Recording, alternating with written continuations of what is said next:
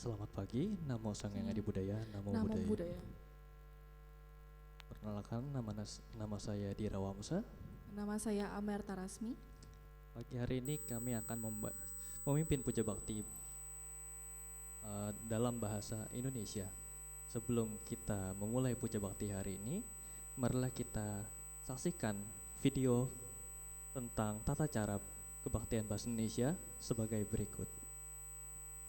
Namo Sangyang Adi Budaya, Namo Buddhaya. Setiap minggu pertama di awal bulan, puja bakti akan dipimpin dengan parita bahasa Indonesia. Terdapat beberapa hal yang perlu diperhatikan saat melakukan namaskara pada bagian pembacaan syair menyentuh bumi. Pada saat kalimat "Kami bersujud padamu", Sobat Sedharma diharapkan membentuk sikap namaskara berdiri sesuai tampilan pada layar. Ketika terdengar bunyi genta kecil pertama, Sobat Sedharma dipersilahkan untuk melakukan sujud bernamaskara. Setelah terdengar bunyi genta kecil berikutnya, Sobat Sedharma dipersilahkan untuk bangkit kembali secara serentak. Umat dipersilakan berdiri di belakang matras dan bersikap anjali.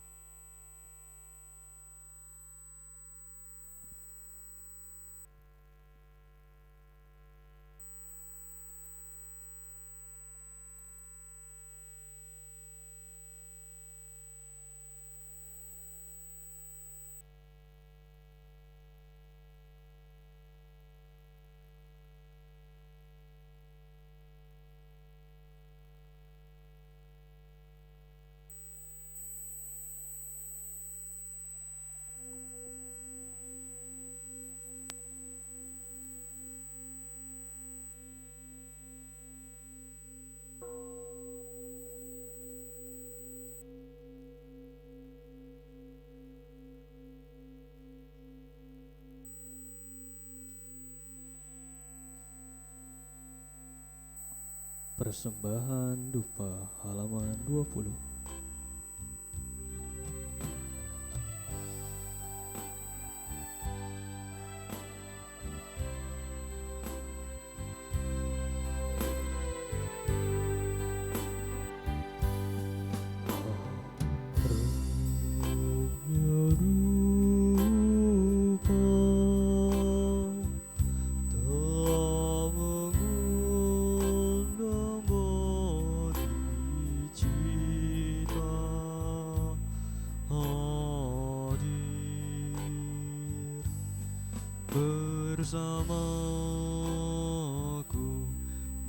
Bersamaku sesungguhnya di sini,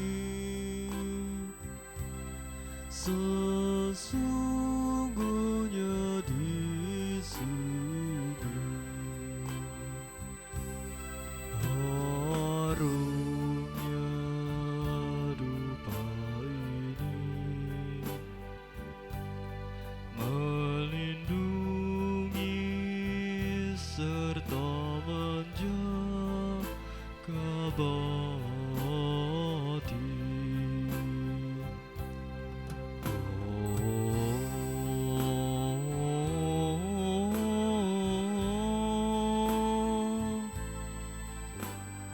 Harumnya dupa ini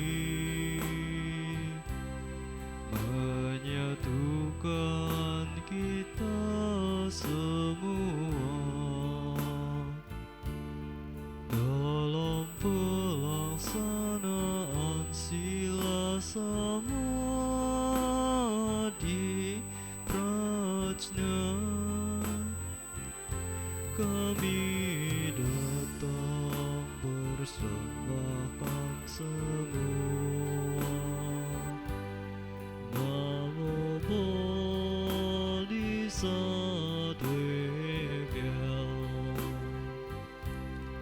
Namo Sattva.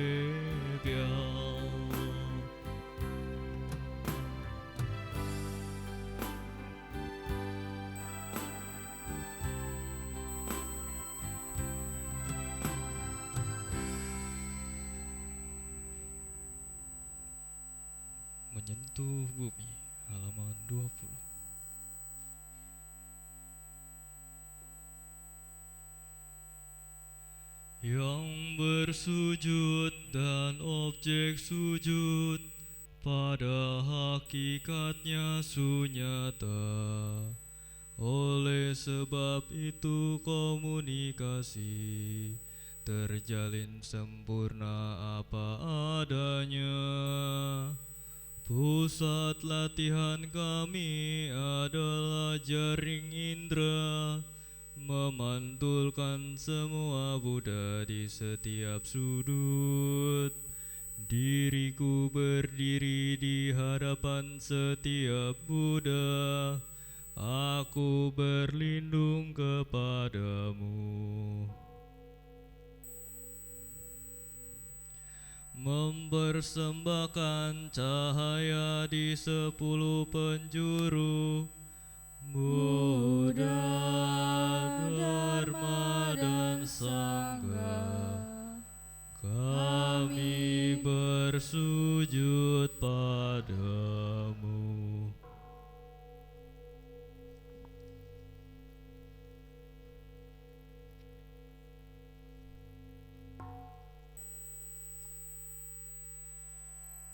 Mengajar dan hidup melalui kesadaran penuh di tengah-tengah penderitaan dan kebingungan.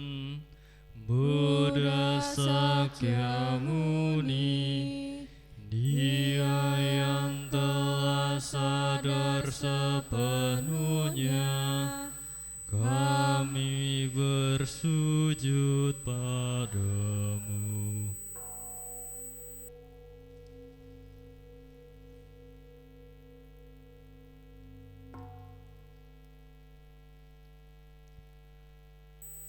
Memotong tembus ketidaktahuan, menyadarkan hati dan pikiran kami.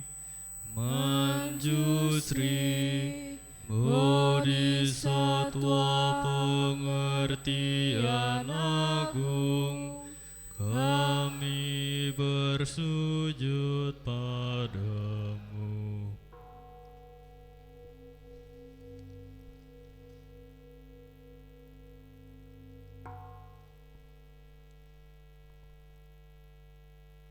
Bekerja dengan penuh kesadaran, penuh sukacita untuk kepentingan semua makhluk hidup.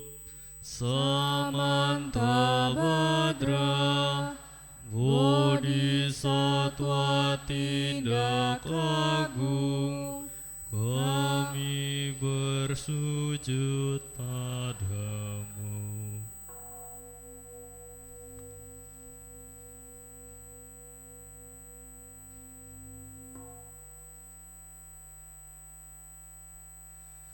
Mendengar secara mendalam, melayani makhluk dalam cara tanpa batas. Avalokiteswara, Bodhisattva welasasi agung, kami bersujud padamu.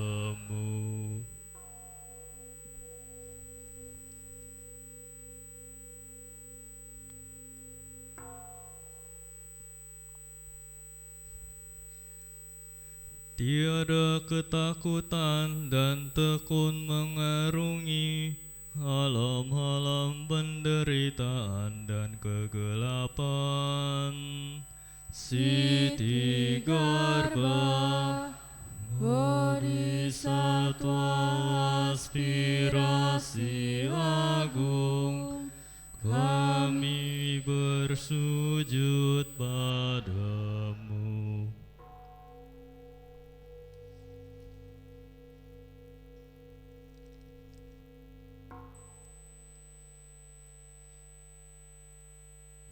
Ibunda semua Buddha, Bodhisattva dan semua makhluk, menopang dan menyembuhkan semuanya.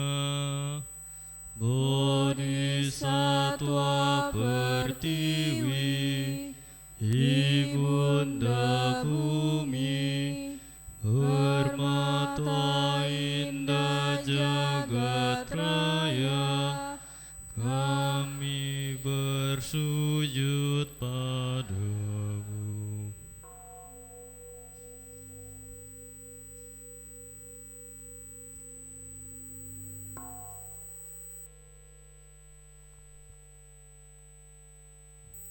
Memancarkan cahaya di semua penjuru sumber kehidupan di dunia ini. Mahawai Rocana Tata Gata, Ayanda Matahari, Buddha cahaya dan hidup tanpa batas, kami bersujud padamu.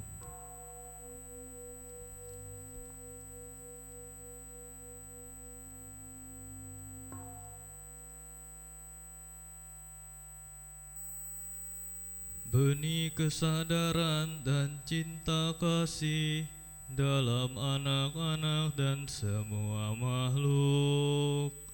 Maitreya, Buddha yang akan datang, kami bersujud padamu.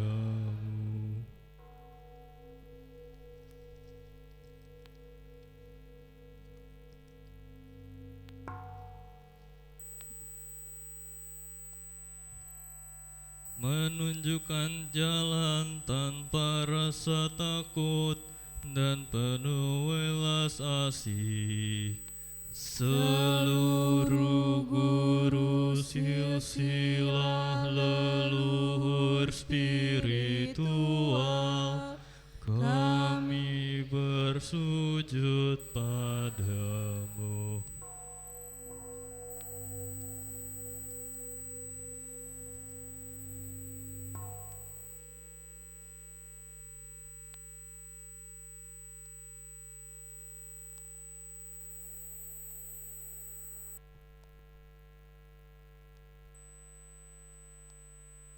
Seluruh umat dipersilakan duduk bersila dan bersikap anjali.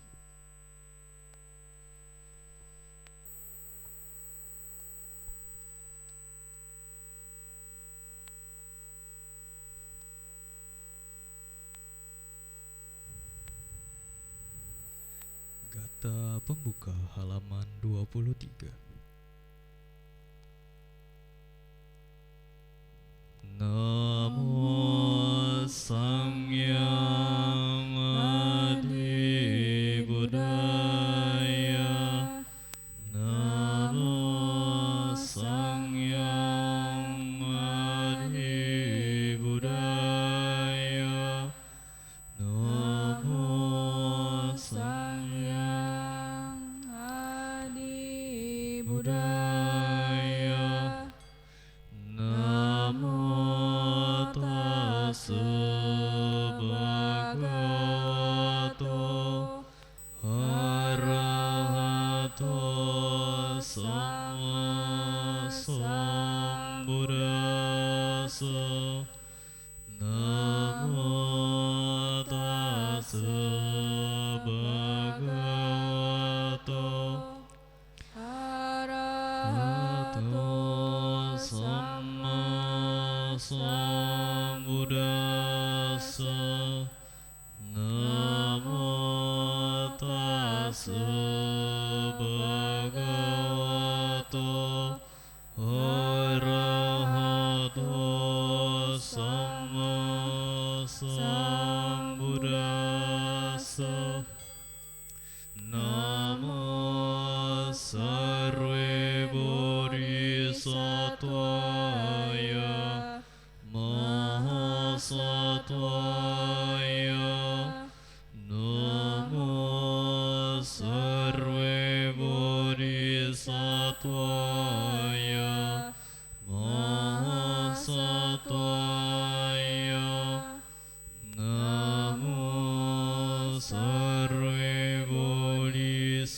Mahasatwaya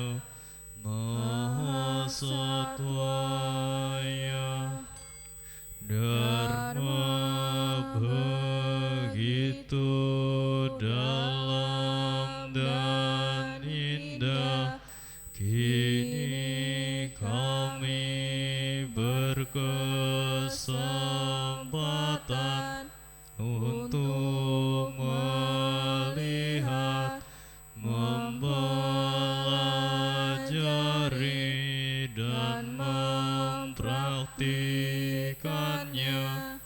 Kami bertekad untuk merealisasikan makna sejatinya.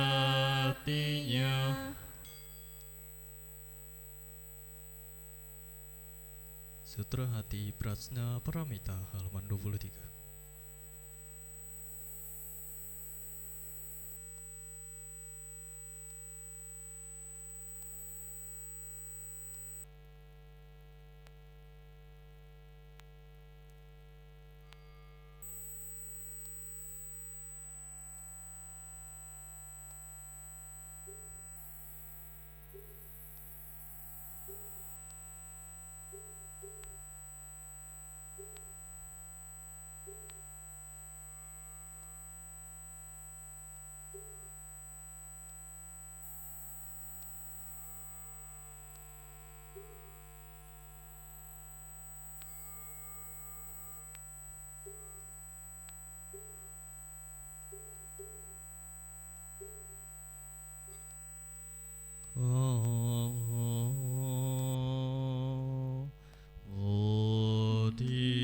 Bodhisatwa walau kita merenungkan pengertian sempurna secara mendalam, menerangi lima skandha dan menyadari itu kosong adanya. Setelah penebusan ini, ia berhasil mengatasi duka. Dengarlah Sariputra, wujud adalah kekosongan dan kekosongan adalah wujud. Tiada beda dengan kekosongan. Kekosongan tiada beda dengan wujud. Demikian pula dengan perasaan, pencerapan, bentuk-bentuk pikiran dan kesadaran. Dengarlah Sariputra, semua dharma bercirikan kekosongan. Dharma tidak diciptakan, juga tidak dimusnahkan. Tidak kotor, juga tidak murni. Tidak berkurang, juga tidak bertambah. Oleh sebab itu dalam kekosongan tiada wujud, tiada perasaan, tiada pencerapan, tiada bentuk-bentuk pikiran. tiada kesadaran, tiada mata, telinga, hidung, lidah, tubuh, ataupun pikiran, tiada bentuk, tiada suara, tiada bau, tiada rasa, tiada objek dan tiada objek pikiran, tiada alam berbagai elemen dari kesadaran mata hingga kesadaran pikiran, tiada asal mula yang saling bergantungan serta kemusnahannya dari ketidaktahuan sampai kematian dan pelapukan, tiada duka, tiada sebab duka, tiada akhir duka, dan tiada jalan untuk mengakhiri duka, tiada pengertian, tiada pencapaian, oleh karena tiada yang harus dicapai. para bodhisatwa Yang dipenuhi pengertian sempurna, tidak menemukan rintangan untuk pikiran mereka, karena tiada rintangan mereka mengatasi ketakutan, membebaskan diri mereka selamanya dari ilusi dan merealisasi nirwana yang sempurna. Semua Buddha masa lalu, sekarang dan masa depan, berkat pengertian sempurna ini, tiba pada pencerahan penuh yang sempurna dan universal. Oleh karena itu perlu diketahui bahwa pengertian sempurna merupakan mantra sakti, mantra guna, mantra teragung yang tiada banding, penghancur segala duka, kebenaran sejati yang tak tergoyahkan. Oleh karena itu mantra Prajna Paramita sudah selayaknya diproklamasikan. Gate gate para gate, para samgate bodhi swaha, gate gate para gate, para samgate bodhi swaha, gate gate para gate, para samgate bodhi swaha.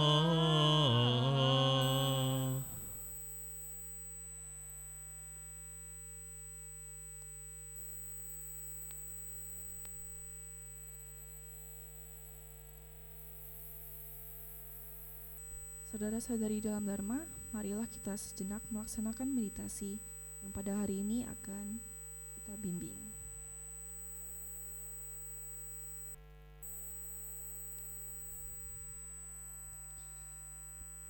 Sahabat sedharma, marilah pilihlah posisi postur duduk yang nyaman dan rileks. Jika Anda duduk di kursi, izinkan kaki Anda menyentuh ke lantai. Jika Anda duduk di matras, izinkan kedua lutut beristirahat menyentuh matras atau lantai. Punggung tegak, namun rileks, dengan tidak bersandar pada apapun. Dada tidak membusung atau membungkuk. Kedua telapak tangan bisa saling bertindihan. Kedua ibu jari bisa saling bersentuhan membentuk sebuah lingkaran kecil. Dan letakkan di atas pangkuan kaki. Bahu rileks, kepala tegak. Hadirkan seulas senyuman kecil hingga otot-otot wajah menjadi rileks. Bawa pandangan mata turun ke bawah atau izinkan mata terpejam.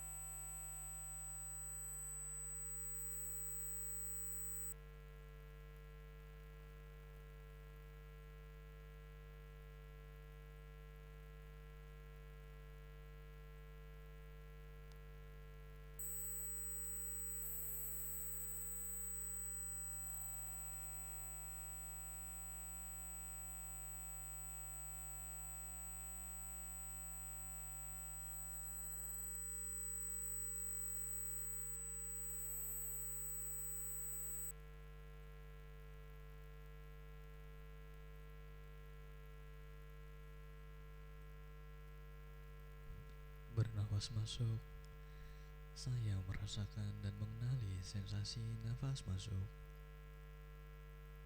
Nafas keluar, saya merasakan dan mengenali sensasi bernafas keluar. Nafas masuk, nafas keluar.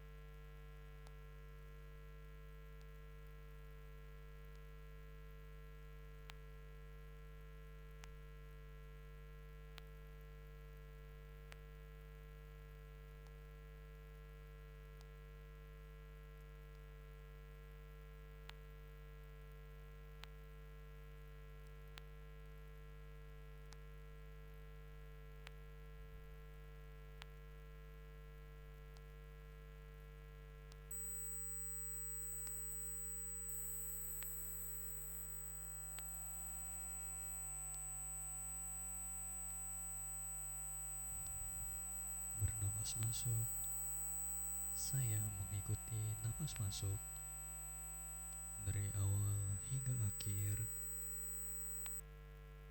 Bernafas keluar, saya mengikuti nafas keluar dari awal hingga akhir.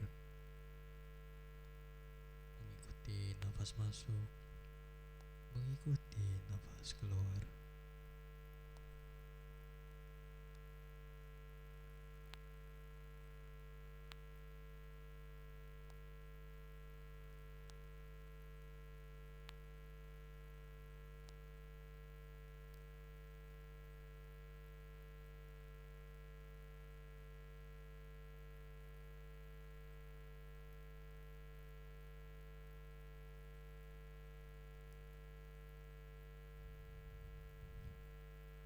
Menyadari seluruh tubuhku, saya bernafas masuk, merilekskan seluruh tubuh. Saya bernafas keluar, menyadari tubuh, Rilekskan tubuh.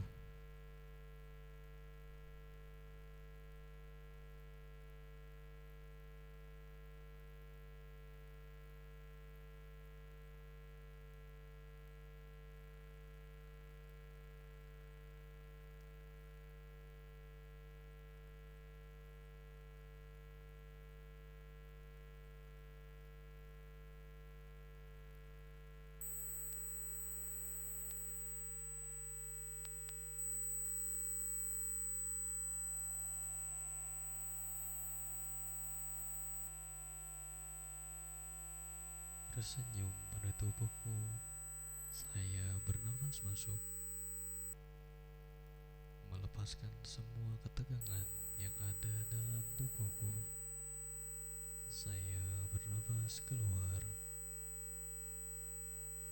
tersenyum pada tubuh, melepaskan ketegangan.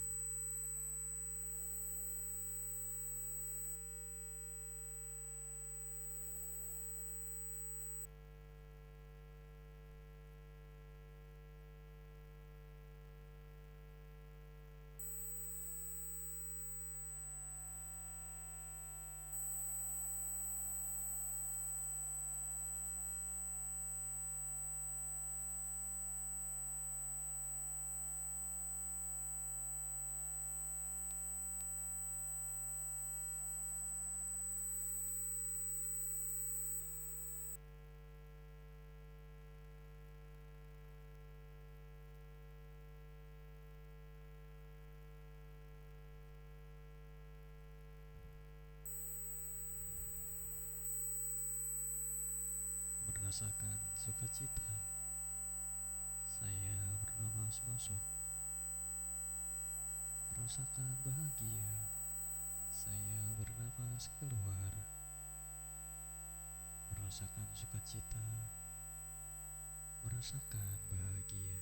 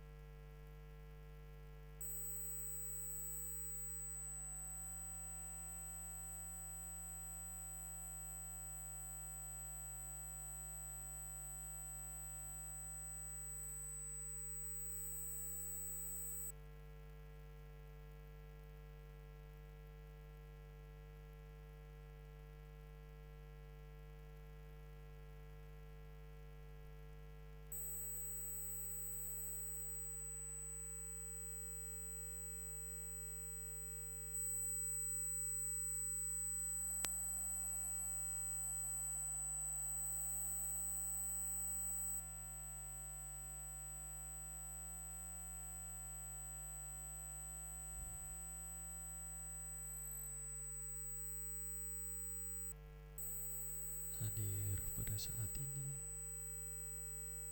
Saya bernafas masuk, menikmati saat ini. Saya bernafas keluar. Hadir pada saat ini, menikmati saat ini.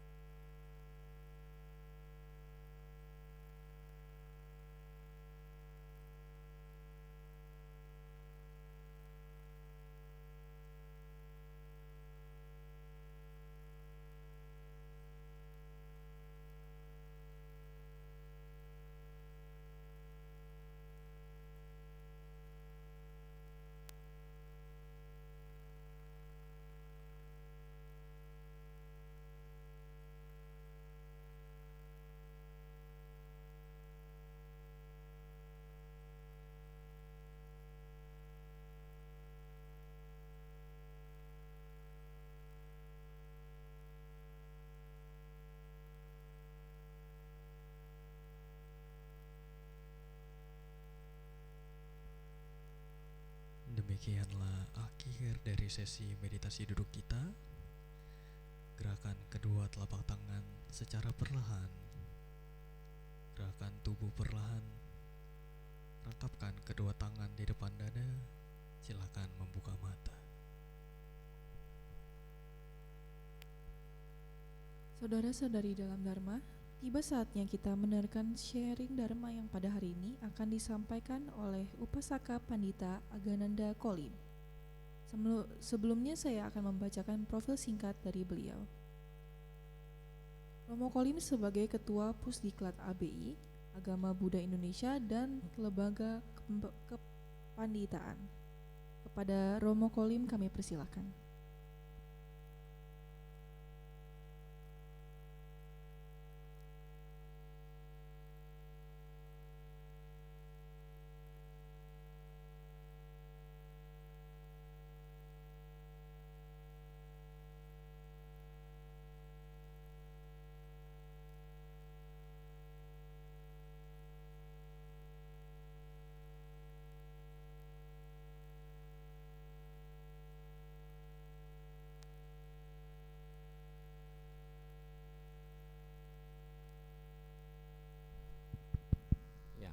Selamat pagi Bapak Ibu, rekan-rekan sedama yang berbahagia. Namo Sang Hyang Adi Budaya, Namo Buddhaya.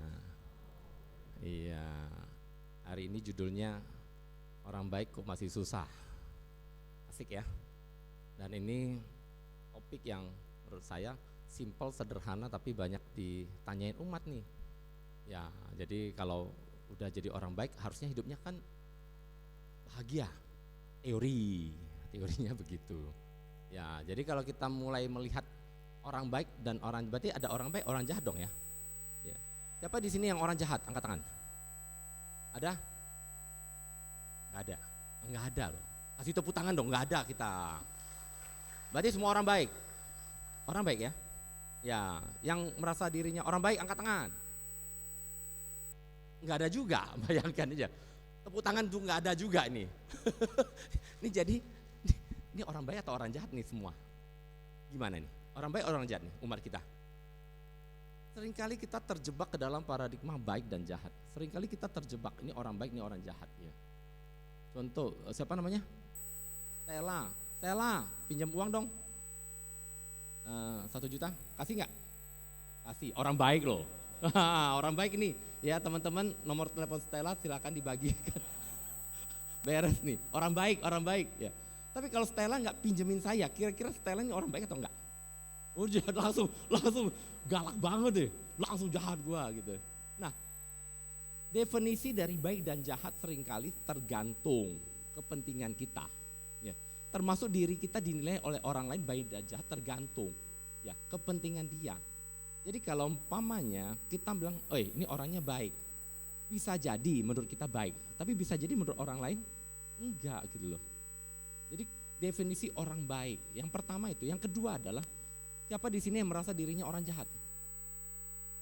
Enggak ada, orang baik semua ya, baik.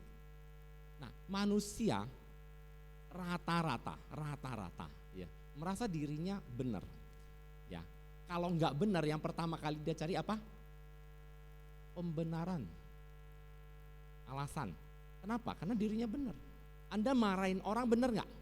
Benar. Bahkan kalau orang membunuh, kadang-kadang membunuh pun ya, mungkin secara hukum salah, tapi kalau kita tanya dia merasa dirinya benar. Ada orang maling ketangkep ya. Anda nangkep maling. Si maling ini bisa ngomelin Anda. Kamu bisanya cuma nangkep. Lu tahu nggak, gue udah lapar 3 hari 3 malam, anak gue kita diomelin. Seolah-olah ketika dia mengambil barang orang, dia maling, tapi benar gitu. Nah inilah yang terjadi, sehingga kalau kita bilang orang baik menderita, siapakah orang baik itu? Ya ini semua gitu loh. Ya, jadi semua orang menderita. Kembali lagi kita melihat bagaimana definisi penderitaan itu. Oke, Bapak Ibu teman-teman, kita karena sesinya sangat terbatas waktunya ya, jadi kita menggunakan metode yang mau bertanya silakan scan QR-nya. Boleh ya teman-teman ditampilkan, pengurus tampilkan scan QR seperti biasa. Anda tinggal scan saja ya di Slido ini, kemudian Anda boleh bertanya, nggak ada nama, tenang aja ya, nggak akan dipublikasikan dimanapun ya, tinggal scan QR-nya scan QR, Anda bertanya di sana, nanti kita bacakan dan kita bahas. Ya, pertanyaan-pertanyaan yang belum selesai dibahas hari ini, nanti kita ada, dan saya yakin nggak akan selesai hari ini, karena materi ini panjang sekali sebetulnya. Ini adalah materi bincang dharma, ya, materi bincang dharma. Bincang dharma itu apa sih? Bincang dharma itu adalah kita duduk, ya, melingkar gitu, kemudian kita diskusi satu hal, dan Bapak Ibu teman-teman bisa bertanya atau bisa diskusi apapun, ya, terutama berkaitan dengan materi ini dalam kehidupan sehari-hari. Ya, kemarin contoh kalau ini nanti tanggal 18 ya, 18 Juli hari Sabtu, kalau ada yang punya waktu silakan datang ya, jam 2 sampai jam 4. Kalau minggu pertama saya di Ekayana Arama, ya, Sabtu. Kalau di Ekayana Arama waktunya sedikit lebih panjang, 3 jam. Jam 2 sampai jam 5. Kemarin jam 2 sampai jam 5 pesertanya lumayan banyak, 40-an. Kemudian tapi jam 5 belum selesai, akhirnya tambahin lagi 15 menit. Bayangin 3 jaman kita duduk ngobrol, kok bisa? Ya, karena yang kita bahas kehidupan sehari-hari. Apapun masalah kehidupan sehari-hari kita bahas di sana. Jadi kita bukan ceramah. Kalau ceramah seperti ini Anda mendengarkan. Tapi nanti di sana kita tanya jawab dan kita diskusi bersama ya. Oke, yang mau ikut silakan hari Sabtu ya. Setiap minggu ketiga. Jadi Sabtu minggu ketiga selalu saya ada di Ekena Serpong untuk mimpin ini ya, diskusi Dharma. Oke, nah next kita lanjut. Orang baik, definisi orang baik itu apa? Saya boleh tanya, orang baik itu apa? Oh, orang baik itu apa? Gak punya dosa. Punya dosa. Waduh, berat langsung. Orang baik gak punya dosa. Jadi kalau yang ini punya dosa berarti gak baik semua. Ya, lumayan, oke. Saya boleh tanya lagi, ini. Orang baik itu apa? Bingung, jawabannya bingung. Tepuk tangan untuk yang bingung. Bayangkan, orang baik apa definisinya bingung. Tapi kalau kita mengacu kepada ajaran Buddha, maka kita akan melihat orang baik itu definisinya apa sih? Seringkali ketika kita hanya menggunakan definisi kita gitu ya, kepentingan kita, maka orang baik ini jadinya sangat bias. Tapi kalau kita mengacu kepada Buddha Dharma, maka kita akan melihat orang baik ini, saya ambil Satparamita, 6 paramita. Tahu ya? Satparamita tahu? Ada yang tahu? Angkat tangan. Yang nggak tahu angkat tangan. Yang bingung angkat tangan. Ini kelompok bingungnya banyak. Ya, lupa ya, nggak apa-apa. Satparamita, ada yang tahu 6? Ya, 6. Yang bisa tahu 6? Dapat sepeda. Kok dulu? Sekarang udah enggak ya, sepedanya tinggal roda 3 nih. Sepeda anak-anak. Yang tahu 5 dari 6? Masih semangat nih. Yang tahu 4? Yang tahu 3? 2 aja, 2. 1. Hah? Tahu 1. Tepuk tangan dong. Sila. Ya, urutannya adalah dana. Ya, dana itu apa? Kemurahan hati. Yang kedua, sila. Sila itu artinya moral, ya, kemoralan ya. Yang ketiga, santi, kesabaran. Yang keempat, wirya, tekad, semangat. Yang kelima, dayani, ketenangan batin, meditasi. Yang keenam, prajna, ya. Nah, saya sudah laksanakan Satparamita, ya, saya sudah berdana, saya sudah membantu, tapi kenapa miskin melulu? Oh, hidup gua susah melulu. Saya sudah menjalankan sila, tapi kenapa gua masih disakiti? Gua jadi orang sabar, ya, sering mengalah, tapi malah dipres, malah diinjak-injak. Gua udah punya semangat, tekad, kerja keras, luar biasa, miskin melulu. Gua udah meditasi nih, latihan meditasi, tapi kok stresnya banyak banget ya. Saya belajar menjadi orang yang bijaksana, tapi masih disalahkan. Stres kan hidup kan? Kita sudah laksanakan, tapi kenapa masih banyak masalah? Kalau kita tidak memahami esensi dasar dari latihan, maka kita akan terjebak ke dalam perasaan kita, batin kita yang merasa bahwa kita menderita, walaupun kita sudah berbuat baik. Contoh kita bilang berdana. Siapa yang di sini yang sering berdana? Angkat tangan. Nah, itu ada yang berdana. Marilah kita berdana. Atau bantuin orang, ya kan? Tadi bantuin orang nih. Oke. Ketika Anda bantuin orang yang Anda bantu tidak berterima kasih, kira-kira gimana rasanya? Kesel? Oh, kesel. Langsung kesel. Bayangkan, Anda bermurah hati, berdana, tapi Kalau orang tidak menghargai Anda, yang muncul apa? Meta karuna, bahagia enggak? Enggak, yang muncul kebencian. Bayangkan kita berbuat baik nih, tidak mendapatkan apresiasi, tidak mendapatkan terima kasih, malah dia ngomel lagi. Yang terjadi apa? Marah, muncul kebencian, kemarahan. Berbuat baik munculnya kemarahan, berbuat baik munculnya kebencian. Lucu kan? Dan kita merasa, saya sudah berbuat baik, kenapa gue menderita? Ya penderitaan siapa yang bikin? Kenapa? Karena ketika kita berbuat baik seringkali kita sertai dengan namanya pamrih. Ya. Kita berdana. Pertanyaan saya sering, Anda berdana atau berdagang? Ya. Anda berdana atau investasi? Suatu hari Anda pernah bantu teman Anda, ya. Pernah bantu nih. Dia ngomong kamsia, terima kasih. Oh iya, dia ngomong terima kasih, seneng. Anda seneng? Oh, di ngomongin terima kasih seneng. Tahun depan gue lagi susah nih. Gue minta bantu ke dia, dan dia saya yakin sudah apaan. Terus dia bilang, enggak lah, gue gak bisa bantu kamu. Kamu kapan bantuin gue? Kira-kira sakit hati gak Anda? Sakitnya tuh di mana? Sampai sekarang tuh, udah 50 tahun yang lalu, sakitnya masih sampai sekarang ke bawah kan. Nah kenapa kita bisa sakit hati? Dulu kan kita membantu, betul? Dulu membantu atau meminjamkan dia uang? Membantu. Betul? Membantu berarti berdana, bermurah hati. Ketika kita lakukan dengan kemurahan hati, kenapa suatu hari nanti ketika suatu hari seperti sekarang kita minta bantuan dia tidak memberikan bantuan, kita sakit hati, kenapa? Why? Karena kita pamrih, kita berdana itu seperti berdagang, harus ada keuntungan. Kalau saya berdagang, saya harus ada untung. Kalau nggak ada untung, mau berdagang nggak? Mau? Saya berinvestasi pada teman saya, pada saudara saya bantu dia sekarang investasi.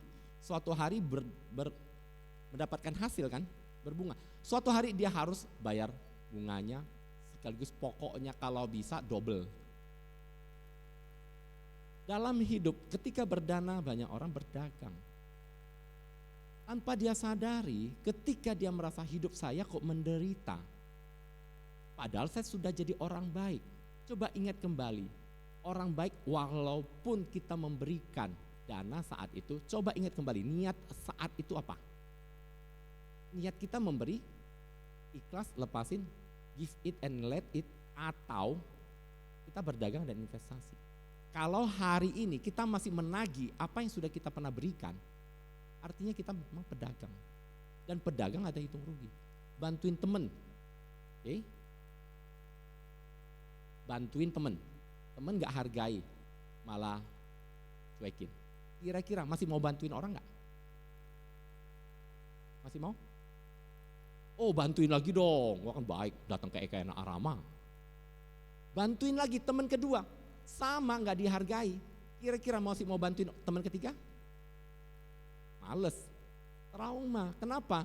Karena bantuan yang kita berikan itu adalah dagangan kita. Paham ya? Selama kita masih berdagang, maka hitung untung rugi kalkulatornya keluar. Jangankan gak balas kebaikan kita, gak ngomong terima kasih aja kita sakit hati. Bayangkan, kita mau berbuat baik, tapi harapan kita terlalu besar. Yang membuat kita menderita bukan pemberian kita, tetapi harapan.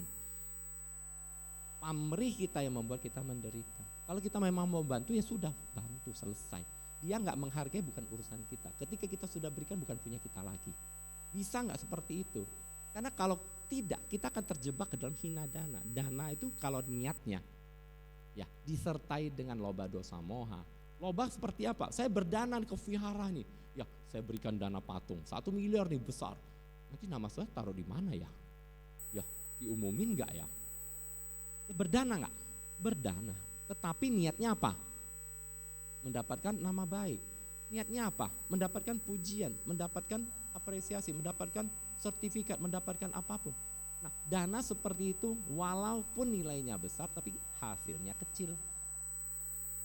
makanya hina dana.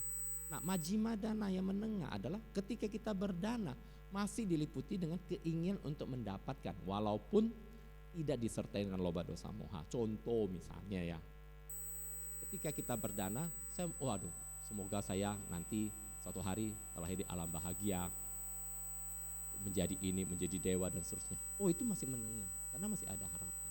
Kalau yang pertama, contoh misalnya yang tadi ya, hina dana itu sering dilakukan. Ya, datang ke vihara bawa apel 3. Berdana kan? Berdana, ya kan? Keluarin catatan 3 lembar mintanya. Mintanya banyak tuh. Minta peng'an, minta rezeki, minta ini, minta jodoh, minta apa semua kan? Selesai kan? Oke, berdana kan? 3. Selesai doa, apel bawa pulang makan. Selesai. Sudah berbuat baik. Oh, berbuat baik, mempersembahkan dana buah. Nah, tapi dana buahnya ada di mana? Dibawa pulang. Nanti besok kalau cita-cita tidak tercapai, Tiara ini bohyang katanya. Enggak bocun. Ya, yang disalahkan dirinya sendiri tetap merasa baik. Yang disalahkan, ya kan? Ya, jadi hina dana banyak sekali. Ketika kita berdana atau kita bermurah hati, kemudian masih ngarep ini, ngarep itu, itu akan merendahkan nilai dari dana kita. Ya, yang tertinggi adalah panati dana, yaitu dana yang disertai kebijaksanaan untuk melepas. Kita berdana untuk melepas. Itulah tujuan utama kita berdana. Ya sudah, kita berikan selesai. Bisa enggak? Seringkali ego, ya, keserakahan, kemauan kita itu lebih utama dibanding ini. Tadi di bawah juga setelah pagi saya ceramah terus ada yang bertanya, ya, kenapa kok bisa begitu? Karena kehidupan kita rata-rata diukur dari uang, diukur dengan standar give and take and give. Mau kerja, kenapa mau kerja? Karena dapat gaji kan. Kalau nggak dapat gaji, mau kerja? Enggak. Kenapa mau berdagang? Karena dapat keuntungan. Kalau nggak mau keuntungan, nggak mau berdagang. Kenapa mau investasi? Karena berharap keuntungan. Semua dihitung untung dan rugi, dan itu udah pola kebiasaan kita, sehingga terbawa ke dalam dana juga. Ya. Jadi kita ubah. Jadi kalau hari ini kita bilang, saya kenapa menderita walaupun sudah berdana, walaupun sudah melakukan perbuatan baik, bisa jadi karena kita sertai semua kebaikan kita dengan pamrih. Yang membuat kita menderita itu pamrih. Serius, pamrih. Kita berharap orang lain akan baik. Saya sudah berbuat baik, orang lain harus baik kepada saya. Orang belum tentu bisa baik kepada kita. Kita sudah berbuat apapun, belum tentu orang hargai. Ya. Yang kedua adalah sila. Okay. Saya sudah berbuat baik nih, jadi orang baik. Tapi kenapa gue sering disakiti ya? Kenapa gue masih menderita? Kenapa gue sakit-sakitan? Siapa yang di sini masih bunuh nyamuk? Angkat tangan. Saya tanya sering kali. Ada. Oke. Membunuh nyamuk melanggar sila enggak? Kebenaran atau pembenaran tuh? Kebenarannya melanggar sila, kebenaran ya. Anatipata weramani sika padang sama diami, bacanya kenceng. Kenapa masih bunuh nyamuk? Kenapa masih bunuh nyamuk? Oh, nyamuknya ganggu, nyamuknya ini segala macam. Itu kebenaran atau pembenaran? Nah, kita hidup dalam pembenaran. Walaupun kita membunuh nyamuk, seolah-olah kita benar, seolah-olah kita baik.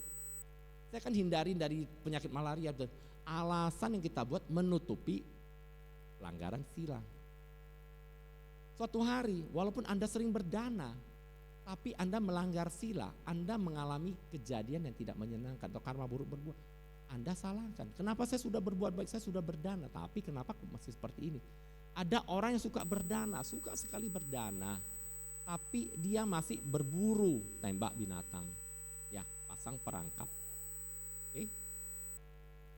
Suatu hari tiba-tiba, ya, kecelakaan, kakinya buntung. Komplain nggak dia? Komplain. Kenapa kaki gua buntung? Ini nggak adil hidup. Gua sudah banyak berdana, sudah banyak berbuat baik. Ketika dia pasang perangkap di hutan, ya, tangkap tuh rusa lah atau babi hutan atau apapun, itu perangkapnya kan dari besi kan. Pernah lihat perangkapnya seperti gigi gitu? Ketika binatang nginjek, itu kan tutupnya kenceng kan. Saking kencengnya kadang-kadang binatang bisa buntung tuh kakinya, bisa putus. Ketika dia lakukan itu, fine nggak, oke nggak, adil nggak? Dia merasa adil. Tapi ketika dia mengalami masalah, ya, walaupun dia sudah berkata, saya orang baik, iya. Kamu berdana, rezeki kamu lancar, iya. Tapi karena kamu menyakiti makhluk lain, kamu kena, kaki kamu buntung. Ketika kamu membuntungkan kaki binatang, oke nggak? Adil nggak? Bagi kamu adil. Seorang sahabat, ya, di Sunter, pelihara burung. Ini saya cerita sekali lagi supaya kita menyadari. Mungkin sudah pernah dengar cerita ini, yang masih related dengan kita. Sampaikan kepada teman-teman yang lain. Pelihara burung, kemudian saya tempat dia undang pagi, ya. Kemudian dia bilang, Lim, enak banget rumah gua, kayak alam. Ya. Dia pelihara burung banyak dan burung bernyanyi. Menurut dia bernyanyi-nyanyi, berkicau-kicau sepanjang hari dengan tak jemu-jemu, itu kan lagunya kan. Ya itu burung kutilang ya. Terus dia bilang enak banget sambil ini ngopi gitu kan, lihat burung, dengar suara burung berkicau. Seneng nggak? Oh seneng banget bagi dia. Terus saya cuma bilang ke dia, ya sorry kalau boleh saya komentar tapi jangan sakit hati. Dia bilang komentar aja nggak apa-apa. Saya bilang kalau suatu hari kamu ditangkap nih, lagi jalan-jalan kamu ditangkap ya, ditangkap masukin kandang, masukin ke penjara. Kira-kira menurut kamu tiap pagi di penjara itu nyanyi-nyanyi atau ngomel? Dia diem, ya. Menurut gua ya, gua nggak bisa dengar, nggak bisa pahami bahasa binatang, nggak bisa bahasa burung. Menurut gua tiap pagi lu diomelin sih, menurut gua gitu. Tapi kalau kamu rasa dia bernyanyi-nyanyi di depan kamu tiap pagi ya fine, no problem, ya. Tapi kalau menurut saya binatangnya lagi bebas kamu kurungin tiap pagi, ya lihat kamu kayaknya enak juga gitu loh. Kenapa gua nggak dibebasin kalau menurut saya? Tapi kalau kamu rasa itu bagus, ya. Relasinya kemana? Ada orang yang mungkin cuma salah ngomong, nggak sengaja, digoreng sana goreng sini, tiba-tiba masuk penjara 2 tahun misalnya atau 3 tahun. Adil nggak? Nggak salah dia. Dia merasa dirinya nggak salah. Saya ini orang baik loh. Saya membangun, saya punya niat baik, semua baik kan. Kenapa saya dipenjarain? Saya orang baik, kenapa masuk penjara? Adil nggak? Bagi dia nggak adil. Betul? Tapi kalau kita lihat di masa lampaunya, dia penjarain burung masukin kandang, adil nggak? Bagi dia adil, tiap pagi dengerin, seneng, wih, burung nyanyi-nyanyi seneng banget. Suatu hari dia dimasukin ke penjara, orang di luar seneng nggak? Banyak orang seneng kan? Wah itu udah masuk penjara, seneng kita. Persis nggak kondisinya? Sama. Tapi kan saya orang baik, tapi melanggar sila, ya tetap ada yang namanya karma. Jadi kalau kita bicara tentang orang baik, apakah pasti akan bahagia? Lihat kembali kepada yang namanya paramita ini. Ya, berbuat baik, tapi melanggar sila akan ada akibatnya. Terima nggak? Kalau nggak mau terima, jangan lakukan. Saya sudah berbuat baik, tapi sampai sekarang masih susah. Ya. Kok bisa? Sama seperti Anda, siapa yang punya cicilan di sini? Punya cicilan, punya cicilan bang. Anda punya cicilan kan di masa lampau kan? Sampai hari ini masih ini kan, masih bayar kan? Masih bayar. Anda sekarang nabung, oke? Nabung ini buat apa? Buat masa depan kan? Jadi kalau orang bilang, oh saya sudah berbuat baik, saya sudah banyak menabung, tapi kenapa susah? Lagi bayar cicilan. Ya, waktu kemarin pinjolnya asik kan? Nah, sekarang nyicilnya nggak mau, masa gimana sih? Ya kita jalankan bayar cicilan, tapi kita tetap berbuat baik. Ya, jangan kita berbuat baik karena ya alasannya secara ketentuan berlaku, saya berbuat baik harus dihargai, harus ini. No lah, ya. Mencuri, sila kan 5. Kita jalankan yang 5 ini simple sederhana itu kadang-kadang sudah PR banget gitu. Tidak menyakiti makhluk lain. Tidak menyakiti ya bukan berarti saya kan nggak sampai bunuh, sampai amsyong doang. Bukan berarti sampai dia terbunuh baru. Tempurnanya pelanggaran sila, iya sampai dia terbunuh. Tetapi ketika Anda sudah menyakiti, itu sudah bagian dari pelanggaran sila juga ya. Oke, tidak mencuri, saya nggak mencuri. Ya, itu tanya koruptor deh. Ya, dia bilang ini bukan mencuri, kesempatan. Kalau ketangkap lagi sial. Ya, mereka sadar nggak mereka mencuri? Sadar, tapi mereka punya alasan. Tenang aja, kalau alasan mah gampang ya, betul. Bikin alasan itu gampang banget. Ketika mereka mencuri, terus suatu hari ketika mereka mengalami penderitaan, terima nggak? Nggak terima. Ada orang yang sering usaha bangkrut, usaha bangkrut, usaha bangkrut. Ya, padahal saya sudah banyak berbuat baik nih, tapi setiap kali usaha bangkrut, ada kayak gitu? Nah, nggak ada kan, asik kan, sini nggak ada semua. Pokoknya ditanya apapun nggak ada gitu ya. Ya, nggak ada yang ngaku. Nah, terus tapi ketika kamu bangkrut, ada yang nolongin nggak? Ada, temen datang bantu ini, kasih modal lagi, usaha lagi, bangkrut lagi. Kok bisa? Katanya, kamu kenal Robin Hood nggak? Robin Hood tahu? Robin Hood apa kerjaannya dia? Mencuri apa? Dari orang kaya, kemudian dia bagi ke orang miskin. Sama, koruptor juga sering ngomong gitu. Gua korupsi, tapi kan gua bangun rumah ibadah. Gua korupsi, tapi kan gua bantu orang. Gua korupsi, tapi gua dana. Fine, korupsinya, mencurinya satu case, perdana case yang lain. Oke? Sekarang dia sering mencuri. Oke? Di masa lampau Robin Hood. Sekarang uangnya sering dicuri nggak? Sama kan? Dulu hasil curiannya dia bantuin orang.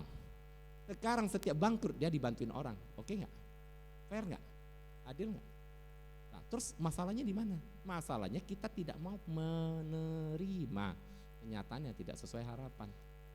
Kita cuma lihatnya pendek sekarang. Makanya kita belajar dharma.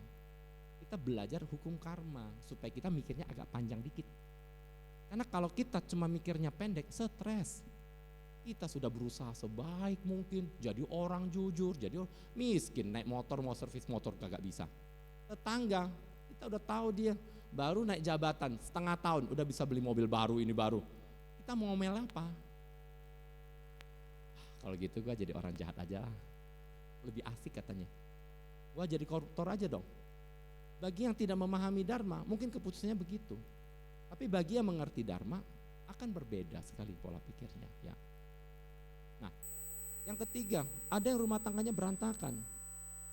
Dia bilang, saya sudah jadi orang baik, tapi kenapa rumah tangga saya berantakan melulu? Mungkin pada suatu saat dia selingkuh, ya, tidak setia. Akibatnya rumah tangga dia sekarang berantakan.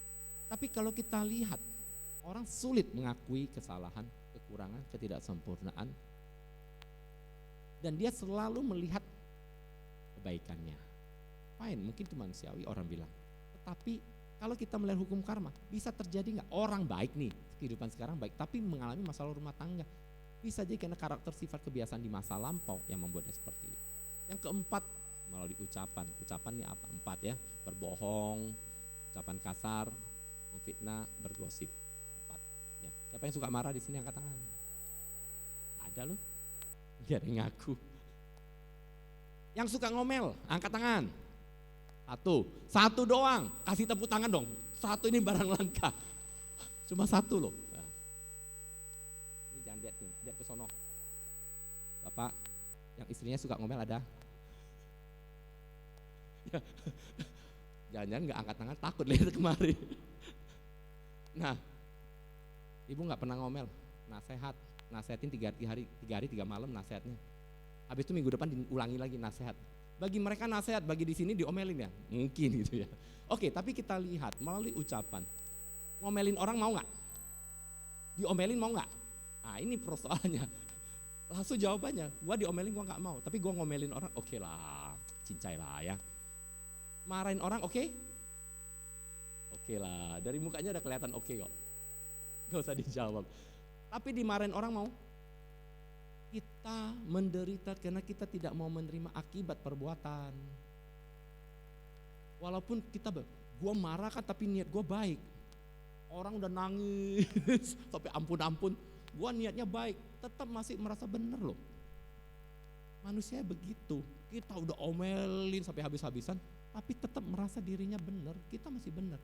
Orang udah sakit hati lah, orang udah dendam, orang udah benci. Enggak, gua kemarin ngomelin dia sampai dia sakit hati. Enak aja, enggak, gua nasehatin dia baik-baik. Selalu ada alasan untuk menutupi perbuatan kita. Tapi hukum karma kan gak bisa dibohongin dengan alasan. Hukum karma akan datang dengan sendirinya, ya. Jadi dia akan muncul, Anda suka tidak suka, mau tidak mau dia akan muncul pada saatnya. Jadi orang baik tetap masih mengalami penderitaan. Iya, karena kenapa? Karena kita masih melanggar sila. Kemudian mabuk-mabukan. Cuma dikit, no problem lah, kan dikit. Sama seperti tadi misalnya ada yang dibahas di bawah juga. Bola kalau nggak ada taruhannya dikit, nggak asik katanya. Romo gimana? Saya bilang, semua dimulai dari dikit kan. Dan dikit ini menjadi pola kebiasaan, dan ketika banyak dimulai semua pasti dari dikit, apapun dari dikit. Kalau kamu rasa dengan dikit ini kamu rasa fine baik, kalau menurut saya sih enggak gitu. Ya judi ya tetap judi, minum ya tetap minum. Artinya apa? Kembali kepada diri kita bahwa pelanggaran sila ini kadang-kadang bisa ditutupi dengan alasan. Dan gampang lah bikin alasan, tenang aja. Ya. Bikin alasan itu nggak susah. Selalu ada alasan untuk itu, ya. Oke, sebelum saya lanjutkan masih ada lagi.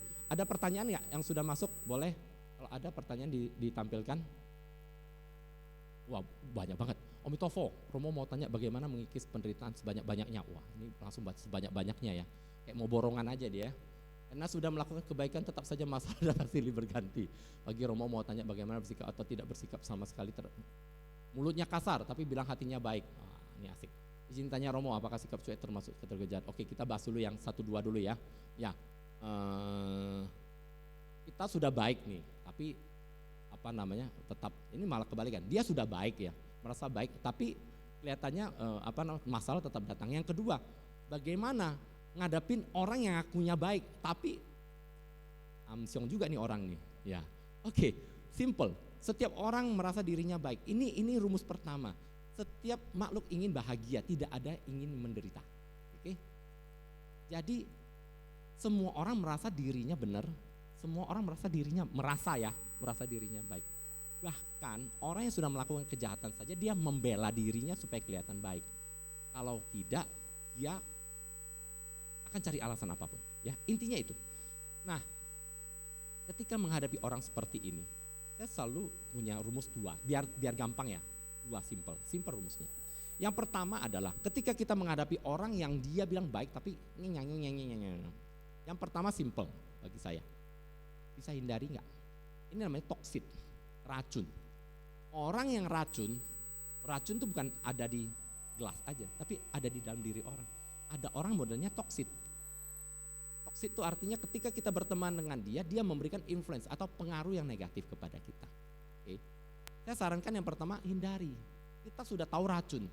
Kamu bisa handling racun nggak? Bisa netralisir racun nggak? Kamu ada ular nih, ngadepin ular nih. Ular siap patuh kamu. Kemudian kamu nggak hindarin ya problem. Bukan di ularnya. Ular memang sudah begitu. Temen kamu yang toksit udah begitu, udah bawaannya begitu. Orang yang suka ngomel suruh diem gimana? Coba tutup mulutnya. Keluar suaranya, tenang, pasti keluar suaranya. Gak tahu dari mana, tetap ada. Orang model gini mau diubah lagi, nggak bisa, setelannya udah fix, nggak bisa di setel ulang lagi.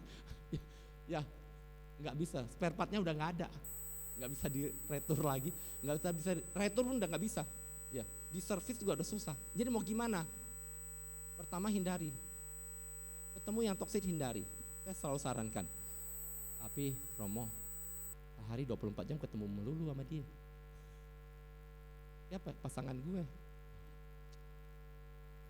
Udah tinggal di apartemen tipe studio 24 meter persegi, makan di sana, ketemu di sana, tidur di sana. Toksit lagi. Terus mau apa? Mau hindarin, paling-paling cuma sampai halaman depan. Malam kan seperti pulang. Masa tidur di halaman? Yang kedua adalah belajar memaafkan, memaklumi. Saya sering kalau dalam bicara saya selalu bilang, coba ingat lagu Balonku Ada 5. Balonku ada 5, rupa-rupa warnanya. Balon ada 5 doang balon, itu rupa-rupa warnanya udah. Balon aja, yang namanya barang balon ada 5, rupa-rupa warnanya, apalagi yang namanya orang. Setiap orang punya karakter, kebiasaan, pola, budaya, latar belakang, pendidikan, semua berbeda. Iya, Anda dengan pasangan Anda berbeda. Dia punya kebiasaan. Tadi ada yang cerita juga, waduh laukung gua suka nonton bola, gua nggak suka. Ya, akhirnya pisah ranjang. selama Piala Dunia, gara-gara Piala Dunia pisah ranjang tuh. Karena hobinya kan nggak. Yang satu begitu ada ini lagi tidur nyenyak tiba-tiba gol gimana?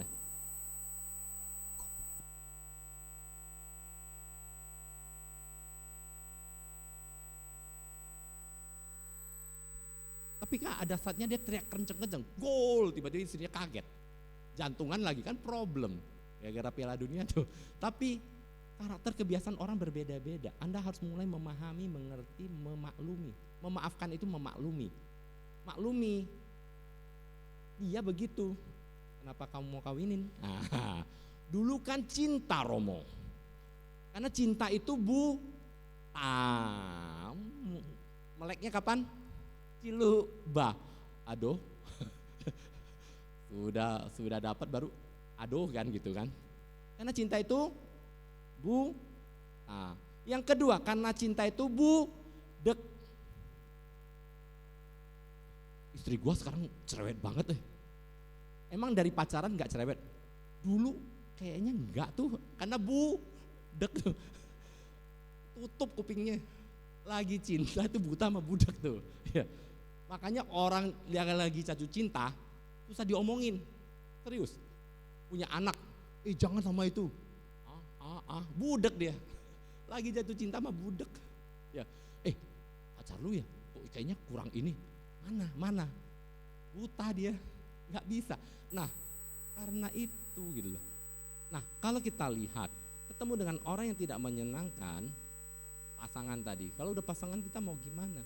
Ya, cara pertama tanya Biara Ekena Serpong kapan jadwal function? Mana tahu mau terima function. Function apa? Laukung? Nggak diterima, enggak. Mau di function susah ya. Ya berikutnya apa? Belajar memahami. Tadi saya bilang, ketemu laukung pisarannya gimana? Coba belajar sedikit tentang bola. Ya, pemain apa? Kamu tanya ke laukung kamu, ini bagaimana? Oh ya, ini menang karena apa? Kan orang seneng, kan jadi temen. Kamu ditanyain nggak ngerti, semua nggak ngerti, nggak mau tahu. Akhirnya apa? Dia sendiri, kamu sendiri. Pulaunya berbeda apa? Dua kutub yang berbeda. Jadi belajar memaklumi, memahami, mengerti pasangan kita. Ya.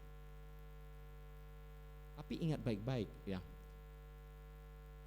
Ini kalau dibahas di itu yang sesi diskusi Dharma ini bisa jadi 3 jam. Karena gini pertanyaan ini kan nanti begitu kita kalau di sini mah jaim semua, suruh nanya nggak berani kan. Nah, tapi kalau umpamanya diskusi Dharma Anda bertanya banyak pembahasan. Tapi intinya begitu ya. Jadi belajar memaklumi, memaafkan. Ya. Ada orang tua tapi kan rambutnya udah putih, udah ubanan, kok kayaknya masih anak kecil gitu, masih main-main. Kalau di sekolah umur menentukan kelas, tapi kalau dalam kehidupan ada yang sudah ubanan tapi kayaknya masih anak-anak, karakternya ada yang model nggak mau tahu, yang masih kayak anak playgroup, yang masih mau diomongin walaupun dia sudah tua. Itulah kehidupan. Ya, kalau ada anak kecil ya lari-lari di mall, Anda marah nggak? Ya, nggak marah. Kenapa? Karena Anda maklumi dia masih anak kecil. Suruh Anda lari-lari teriak-teriak berani? Enggak. Kenapa? Karena kelas Anda sudah berbeda. Kalau Anda masih marah kepada orang yang model begitu, berarti kelas Anda masih seperti dia. Tapi kalau kita udah naik kelas, kita belajar memaklumi. Udahlah, it's okay gitu. Ya, kita ngomelin dia. Emang dia berubah? Belum tentu. Tapi yang pasti Anda sudah stres. Ya. Kita ngomelin dia santai saja ya. Anda sudah stres, lama-lama Anda yang stroke. Dia mah fine-fine aja. So what? Ya. Next, pertanyaannya apa lagi? Ya.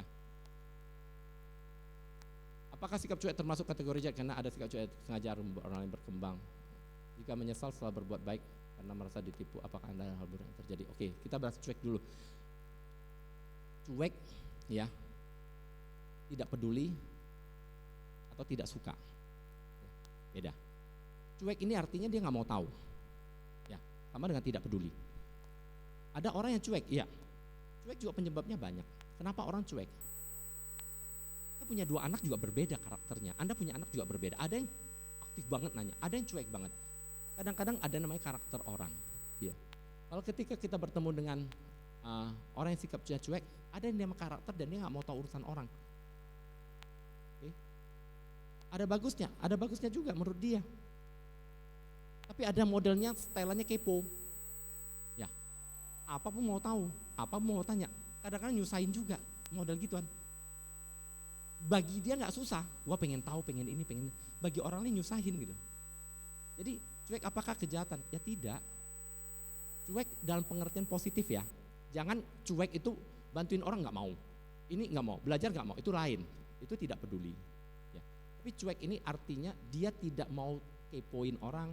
Ya, kita lihat maknanya apa cuek ini ya. Yang pertanyaan itu mungkin mesti didetailkan case-nya apa.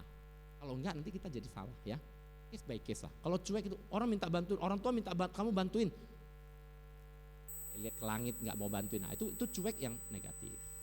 Ya, jadi tergantung. Kemudian berbuat baik ditipu, oke. Nah, itu. Kenapa? Karena yang kedua itu ya. Berbuat baik karena masih ada pamrih. Contoh lah, kita ketemu di jalan raya di perempatan ya. Kita ada dana mau ambil uang, kasih ke orang.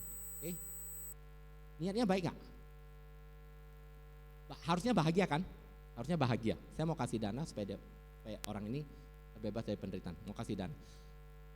Pasangan kita atau teman kita di samping mobil bilang, Lim, lu bego banget. Itu orang mah sehat-sehat aja lu kasih uang, dia makin males loh. Kasih udah terlanjur nih, goceng udah kasih ke dia nih, dia udah pegang. Kira-kira gimana? Minta balik? Sorry ya, nggak jadi nih, nggak jadi. Gua nggak jadi kasih lu nih, ya. Bisa? Oke, udah terlanjur kasih dia udah ambil. Mas balik dulu. Nggak jadi, sorry nggak jadi. Bisa? Kan nyesel, sesudah melakukan kebajikan nyesel kan? Karena satu dan lain hal. Bisa? Ketika penyesalan itu terjadi, Anda bukan berdana. Ya, malah muncul kilesah, noda batin. Muncul penyesalan, muncul kemarahan, muncul kebencian, muncul hal-hal negatif. Kalau Anda mau berdana, penting apa? Sebelum, saat, dan sesudah itu Anda punya niat yang baik, selesai gitu. Kalau Anda memang mau kasih, ya sudah kasih. Ya. Ketika orang lain katakan ini itu, ya itu adalah cara bagaimana batin Anda. Sekali lagi batin kita tentu, ya kita bisa kendalikan dengan latihan. Fine. Jadi artinya apa? Jangan menyesal setelah memberikan. Karena penyesalan itu pamrih. Saya kasih kamu, aduh saya jadi nggak ini, akan pamrih jadinya. Nah kalau Anda mau pamrih, ya Anda harus siap dengan hasil yang kecil dari dana itu. Ya, oke lanjut. Selalu membantu seorang mengalami kesulitan tapi seringkali dimanfaatkan dianggap menjadi suatu kewajiban untuk menolongnya. Bagaimana menghadapinya? Ya ini ada orang yang mengalah berbuat baik kan. Jadi selalu oke.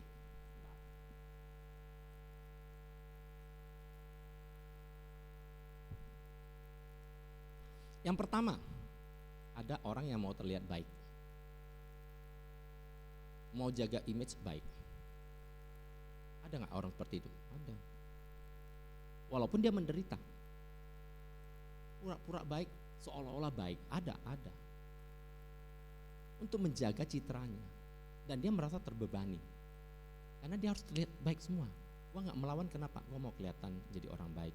Gua nggak ini kelihatan jadi orang baik. Menderita orang yang terlihat pura-pura menjadi orang baik. Dia bilang pura-pura jadi baik, nanti lama-lama jadi orang baik beneran katanya.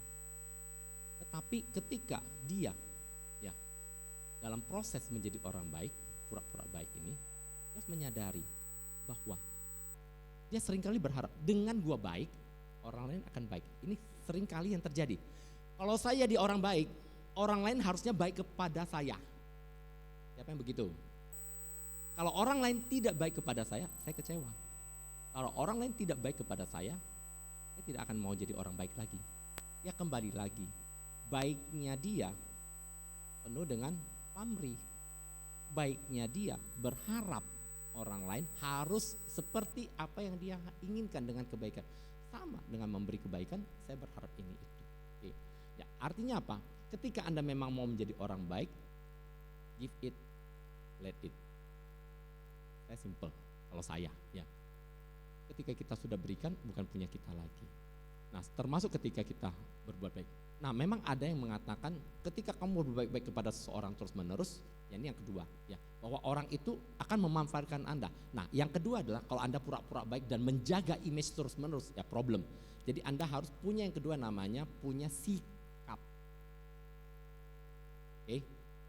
Anda harus punya sikap. Habis ini mau pergi, mau makan apa?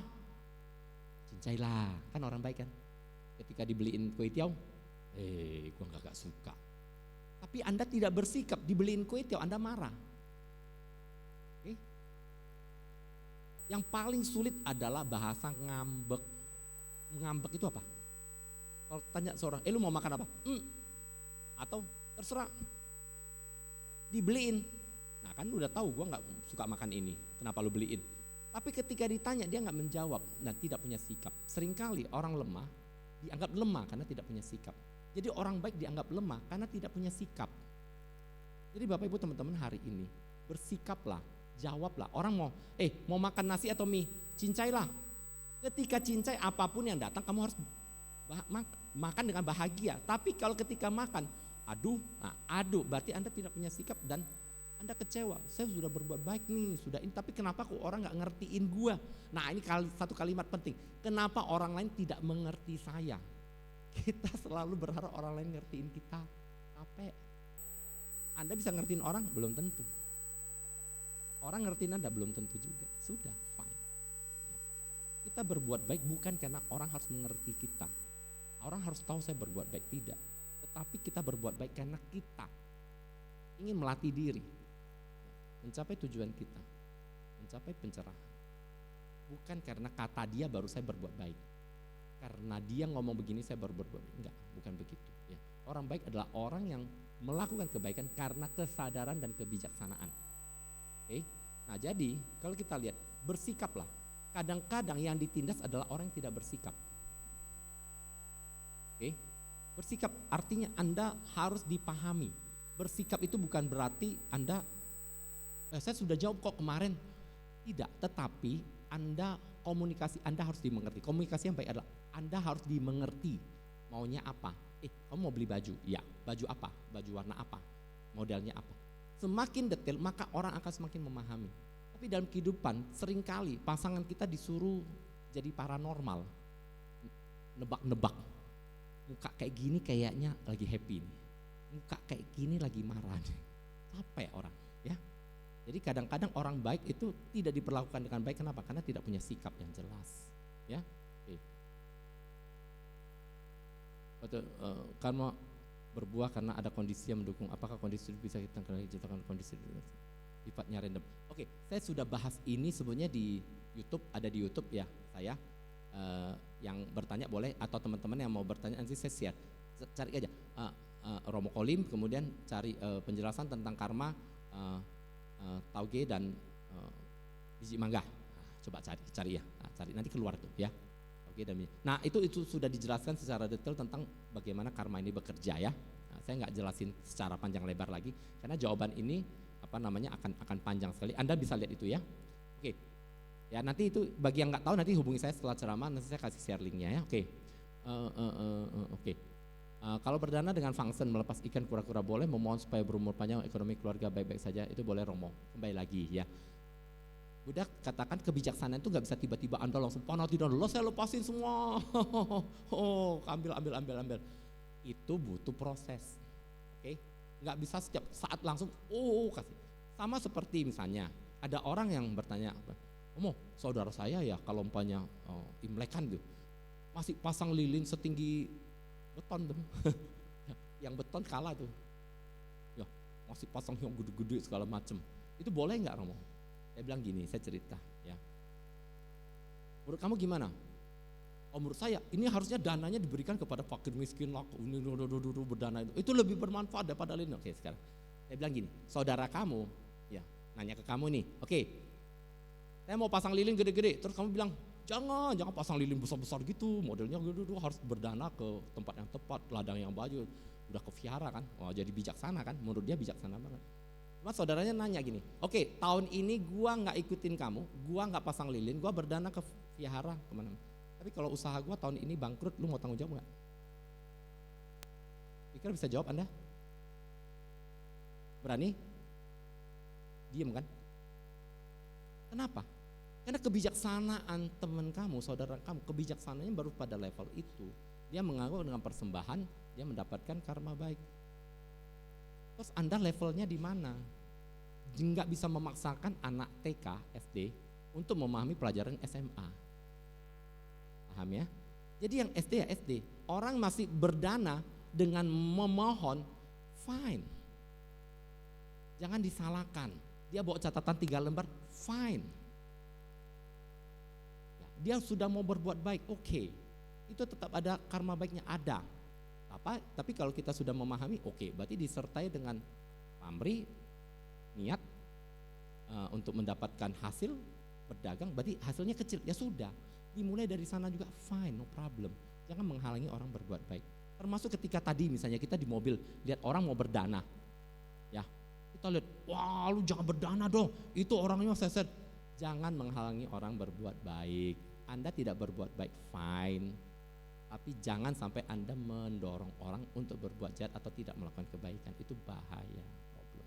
Ya. Jadi kalau Anda bisa berbuat baik, lakukan. Ada orang mau melakukan hanya dengan cara begitu, model begitu dulu, fine. Nanti baru pelan-pelan kita upgrade. Ya, tidak semua orang langsung tamat jadi sarjana, enggak. Dimulai dari TK, SD, SMP, SMA. Bertahap ya, no problem ya, yaitu. Jadi melepas itu boleh. Ya, artinya nanti pelan-pelan tahapannya melepas karena kebijaksanaan dan belas kasih, ya. Itu intinya. Jadi kalau sampai melepas kura-kura, ikan dan seterusnya, karena belas kasihan, didorong oleh belas kasihan, bukan oleh faktor ekonomi. Saya lepasin supaya umur panjang, saya lepasin supaya bisnis bagus. Beda ya. Jadi karuna dan rajna, wisdom and compassion, kebijaksanaan dan belas kasih. Itulah 2 pilar utama yang mendorong seseorang berbuat baik dengan ikhlas dan tulus, ya. Oke.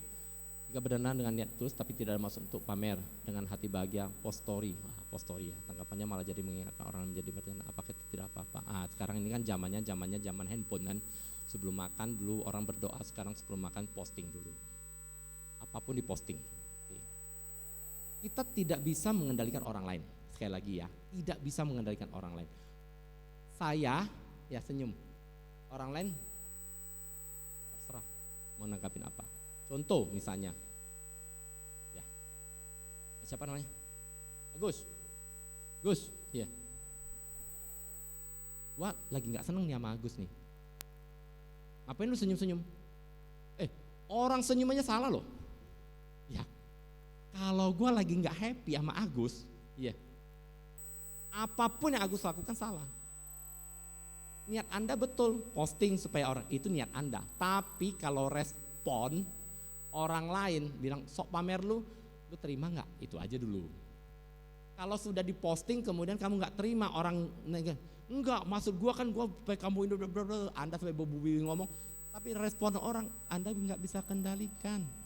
Dia mau hina Anda, gitu aja sok pamer. Anda harus terima, siap-siap, karena itu ruang publik.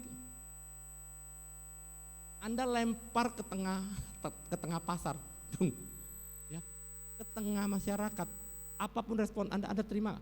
Saya nggak mau dengar yang jelek-jelek, jangan posting, selesai. Anda posting nggak mau dengar yang jelek, nggak bisa. Jadi artinya apa? Silakan kalau Anda tahu konsekuensinya. Kalau Anda rasa dengan cara seperti ini, saya bisa mengajak orang berbuat kebajikan, fine. Tapi kalau ada respon yang tidak baik, tidak menarik buat Anda atau merendahkan atau karena itu, Anda juga harus siap. Jangan cuma mau siap untuk dipuji, ya, clear ya. Tapi kalau Anda merasa, wah, nggak usah pamer deh, fine juga dengan ucapan. Terserah, kembali lagi. Tidak, di dalam Buddhis ini belajar itu kita nggak bedakan, oh ini orang jahat, orang baik, orang ini tindakan. Kita dasarkan semua pada kebijaksanaan, pada logika berpikir. Setelah ini kalau ada konsekuensinya, kita bisa terima nggak? Kita mau nggak? Ingat, segala sesuatu ada konsekuensi. Ya, Buddhis belajar menanggung konsekuensi. Inilah Buddhis. Ya, bukannya udah melakukan dosa terus ada makhluk lain tuh tinggal datang bawa pergi karena saya percaya dia. Tidak. Buddhis adalah hukum semesta, hukum konsekuensi. Anda berbuat baik ada konsekuensinya. Anda berbuat jahat ada konsekuensinya. Dan yang putuskan baik dan jahat kadang-kadang bukan Anda, tetapi semesta. Ya, saya kan udah baik. Ngomong Anda kan baik. Tapi kalau banyak hasilnya buruk, ya Anda nggak bisa protes dengan pembenaran ya. Oke, lanjut. Pagi Romo, untuk kasus kecelakaan biku satu dong di Thailand yang sedang viral saat ini, apakah orang tua si anak yang menabrak itu menanggung juga karma buruknya? Lagi ngetren ya. Oke. Ini sebetulnya simple di pembahasan tentang karma itu ada ya. Atau suatu hari nanti saya ulangi lagi ya di sini ya pembahasan. Karena itu harus kita jelasin step by step bagaimana karma ini berbuah. Ya. Kita nggak bisa hitam dan putih aja, enggak gitu ya. Nah, karma kenapa? Contoh gitu ya, pada zaman Buddha ada rombongan ya, 7 orang biku sedang mau mengunjungi Buddha ya. Mereka mau melakukan masa wasa ya bersama dengan Buddha. Mereka dari luar kota, jalan sampai satu desa mereka beristirahat ya. Kemudian oleh orang desa itu bilang di satu gua ya ada tempat gua. Mereka kan berdiam saat itu kan bukan karena nggak ada Vihara Cetia, mereka berdiam di gua.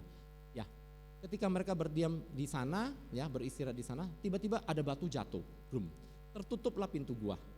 Selama 7 hari mereka kelaparan, nggak bisa makan, nggak bisa minum, kelaparan di dalam gua 7 hari. Ya, ini baca di dalam Dhammapada ada cerita Dhammapada Atthakatha. Selama 7 hari mereka nggak bisa makan, nggak bisa minum. Sampai hari ke-7, ya tiba-tiba batunya bergeser sendiri. Selama 7 hari penduduk sudah berusaha pindahin batu, nggak bisa karena terlalu besar batunya. Ya. Akhirnya hari ke-7 batunya bergeser sendiri. Akhirnya mereka makan, minum, sudah lanjutkan perjalanan bertemu dengan Buddha. Bertanya, kenapa kami kok mengalami ini? Padahal kami sudah biku. Ya. Oke, Buddha katakan, di masa yang lampau kalian bertuju ini penggembala. Suatu sehari kalian menemukan kadal. Kadal terus kalian main-main, kadal ini masukin ke lubang terus kalian tutupin pakai ranting-ranting. Dan kalian lupa, kalian pergi bermain lagi. Sampai hari ke-7 kalian baru ingat ternyata kadalnya masih ada. Kalian baru cepat-cepat lari ke sana, kemudian kalian buka lubangnya dan kadalnya keluar.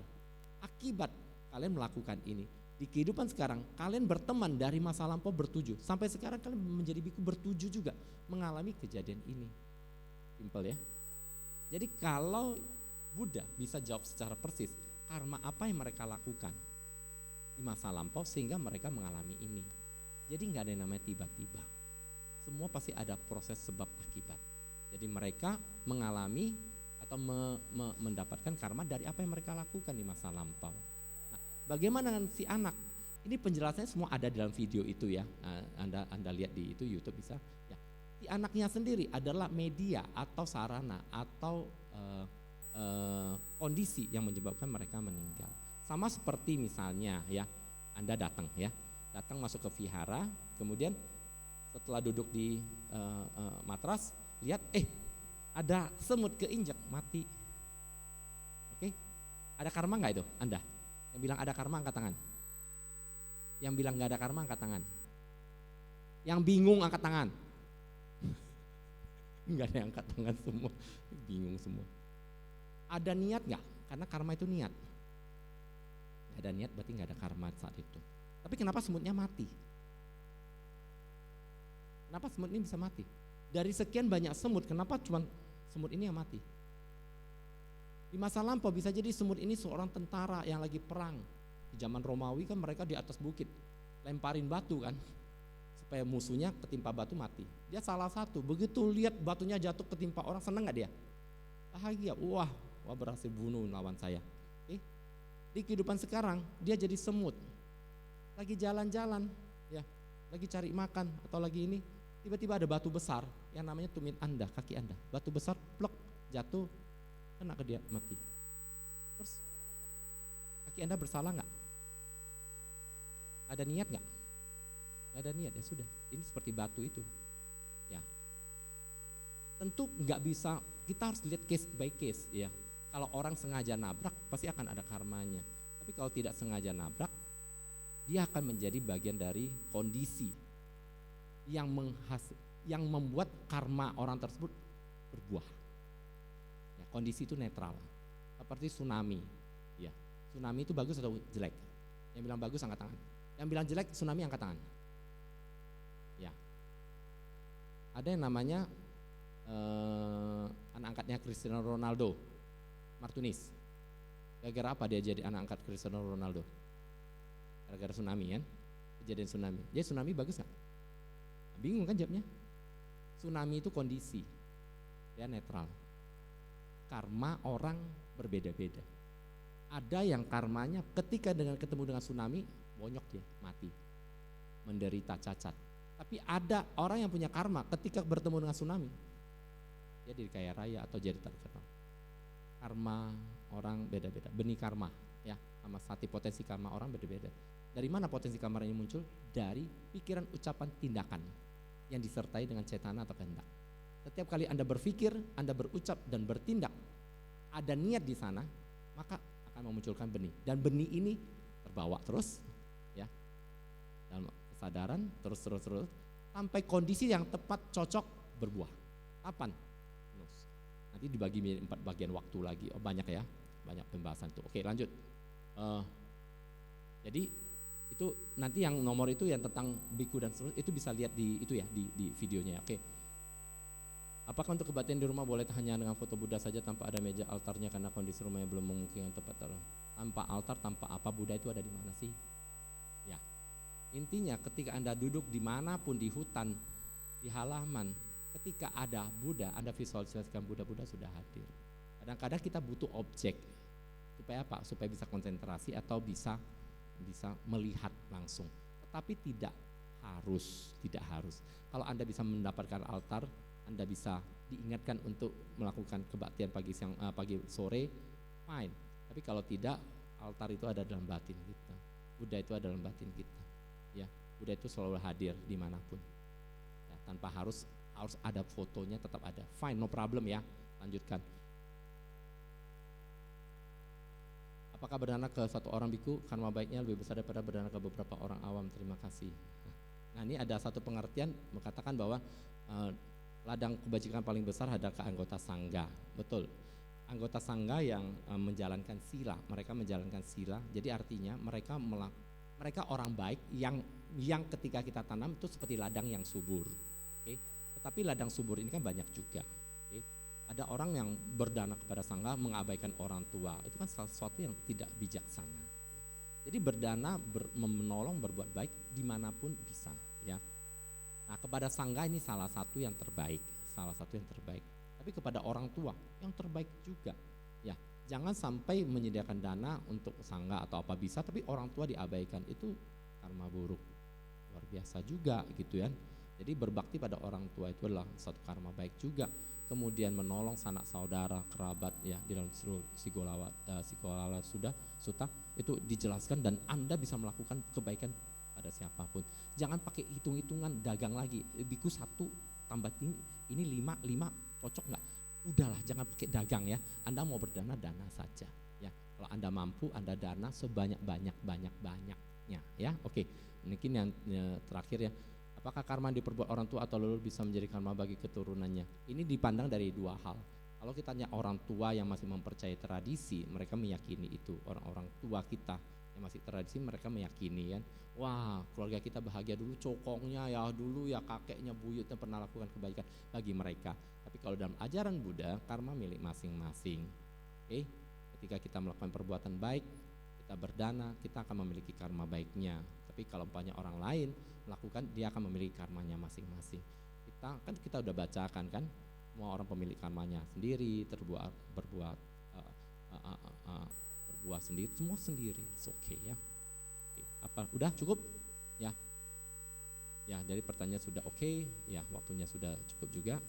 Jadi saya kira simple, sederhana. Berbuat baik ini penting. Ya. Jangan karena kata orang, karena sikap orang, karena dicuekin Anda berhenti berbuat baik. Berbuat baik sajalah ya. Nanti akan ada karma baik yang berbuah, dan ketika Anda membutuhkan itu, dia akan muncul.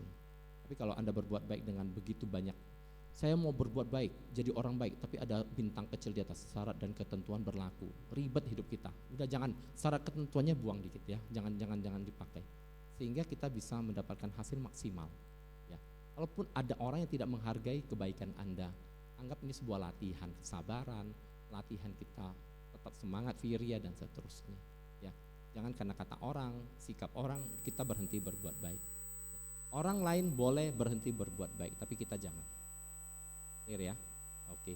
Jadi semoga kita semua maju di dalam Dharma, semoga kita semua berbahagia, dan semoga semua makhluk hidup berbahagia. Sadu, sadu, sadu. Terima kasih. Namo Sang Hyang Adi Budaya, Namo Buddhaya.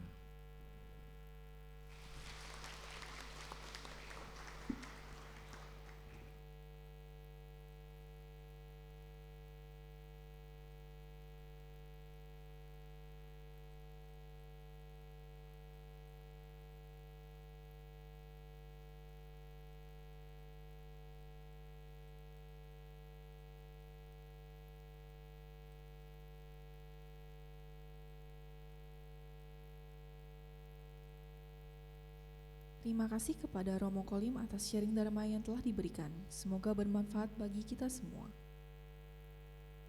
Kini marilah kita melakukan kebajikan dengan berdana untuk kepentingan Dharma, seraya menyanyikan lagu Dana Paramita. Umat bisa berdana melalui scan QR Code atau di kantong dana yang telah disediakan.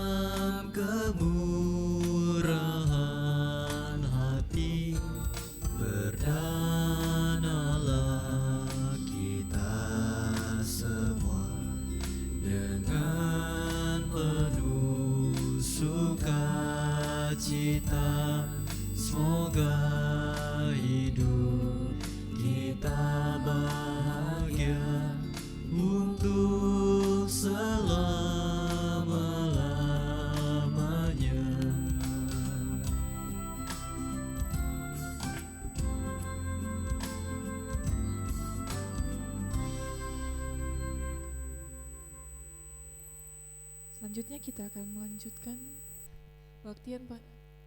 Terima kasih atas dana yang diberikan. Semoga bermanfaat bagi perkembangan Buddha, Dharma, dan Sangha. Selanjutnya kita akan mendengarkan pusuman lagu yang akan dibawakan oleh Saudari Selin dari tim kesenian.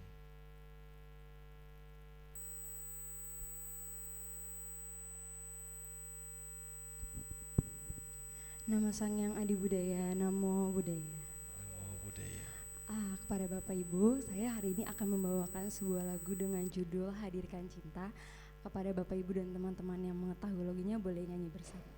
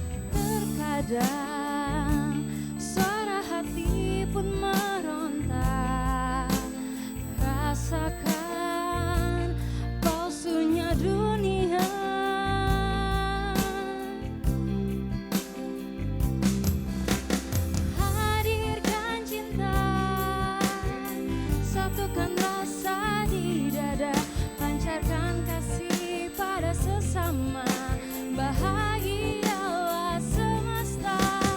Jauhkan diri dari amarah di hati, agar seluruh alam berseri menyambut indahnya dunia ini. Terima kasih. Nama Sang Hyang Adi Budaya, Namo Buddhaya.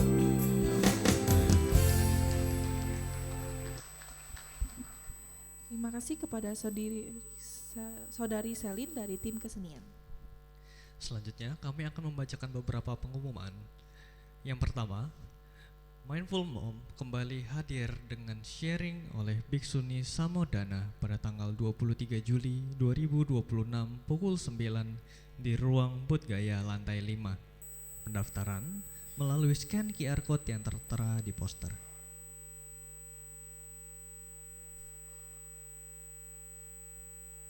Dalam rangka Hari Asada, Wihara Ekayana Serpong akan mengadakan wisudi pada tanggal 1 Agustus 2026 pukul 9 pagi di Bakti Sala Utama Wihara Ekayana Serpong.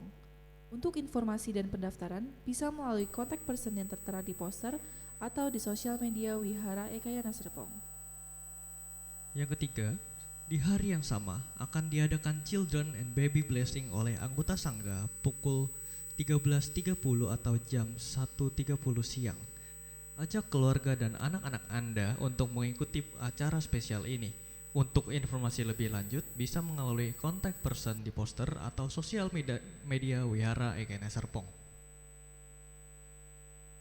Sahabat terkasih, mari bersama-sama melimpahkan jasa kebajikan bagi para leluhur dengan mengikuti upacara Ulambana di Wihara Ekayana Arama mulai tanggal 13 Agustus sampai tanggal 27. Untuk pendaftaran bisa melalui front desk Wihara Ekayana Serpong di lantai dasar. Sekian pengumuman yang dapat kami sampaikan. Selanjutnya, marilah kita lanjutkan kebaktian pada hari ini dengan membacakan 3 perlindungan halaman 27.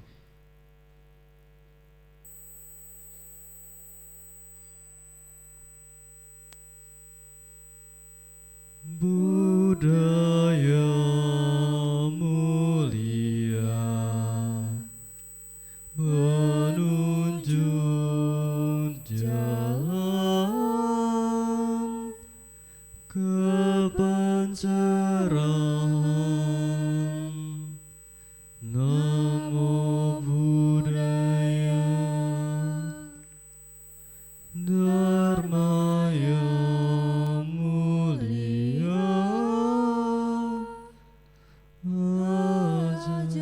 ajaran kasih bijaksana. Namo Dharmaya, Sangha yang mulia, hidup bersama damai dan harmonis. Namo Sanghaya, Buddhang saranang gacchami, Dharmang saranang gacchami, Sanghang saranang gacchami.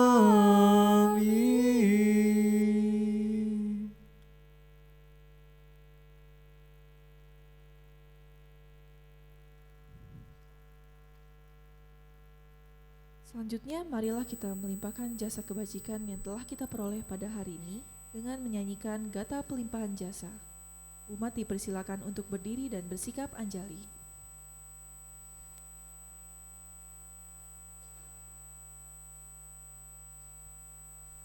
Gata Pelimpahan Jasa.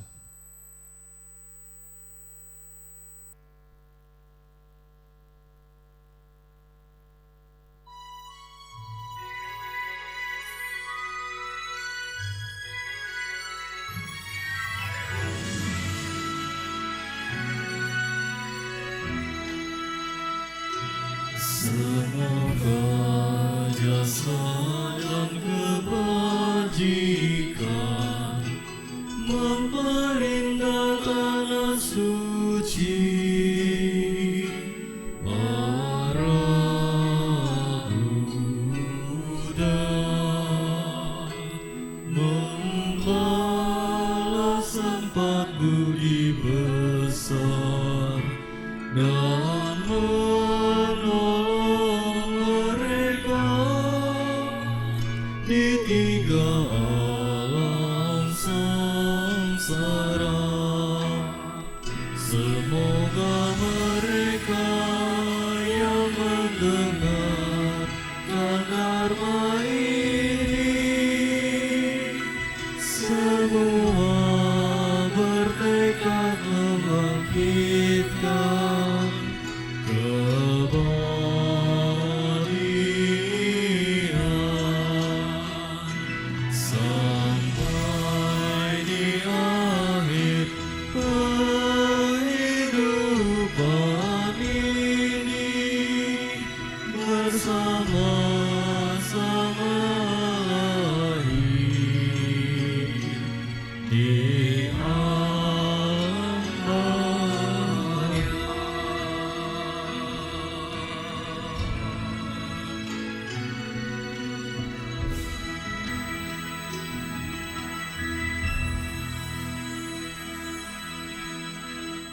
Sabe sata bawantu sukitata. Semoga semua makhluk hidup berbahagia. Sadu, sadu, sadu. Puja bakti selesai. Namo Sang Hyang Adi Budaya. Namo Buddhaya.